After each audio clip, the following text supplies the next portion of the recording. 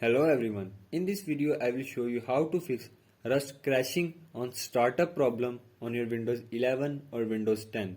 So to fix this issue, follow every step as I am showing in this video. And do not forget to subscribe this channel and also press the bell icon for the latest upcoming videos. Hope so this will fix your problem and help you a lot.